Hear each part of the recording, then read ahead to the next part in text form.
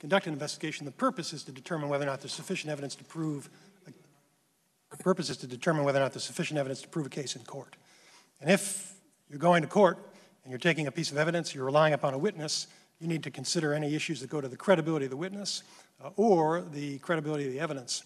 And so you use the term foundational evidence. I'm not sure exactly what you have in mind, but if, for example, Director Mueller were to rely upon a document that Mr. Strzok produced or a statement that he took or were to call him as a witness, obviously you need to consider that evidence that would be evidence that would tend to impeach his credibility. And Director Mueller well knows that. And I just wanted to quickly respond if I could, and I recognize we're out of time, but Director Mueller and I learned about this issue at the same time. And we learned about it from the Inspector General, brought it to our attention soon after he discovered it. I believe it was last July.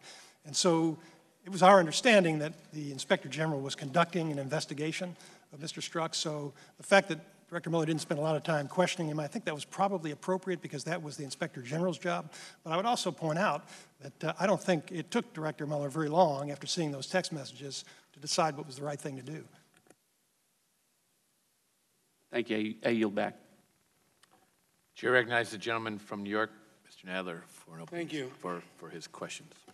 Last month, I wrote to both of you regarding the apparent outing in the media of a confidential human source involved in the early stages of the Russia investigation. I understand that while I was on the floor just now, one of my Republican colleagues had the gall to quiz you about his identity again today.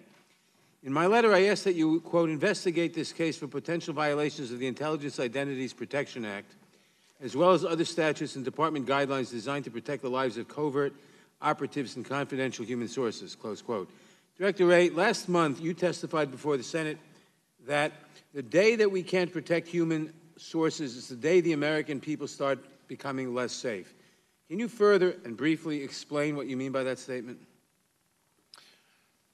Congressman Nadler, in investigation after investigation in the counterintelligence front, the counterterrorism front, organized crime front, human trafficking front, and virtually every area of enforcement that the FBI is responsible for, we rely heavily on human sources to come forward and share information with us, often at great peril to themselves and to their families.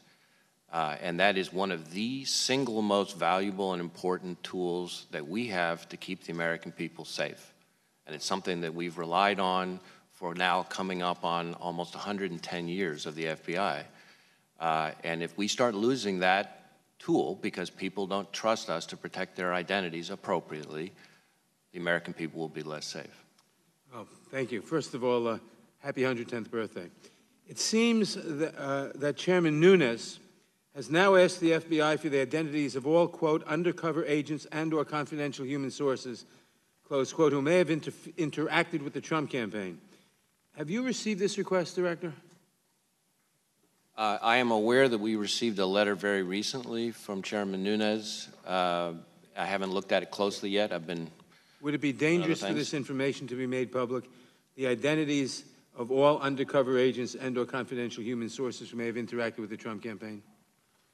Well, as I said, we're going to do everything we can appropriately to protect sources and methods.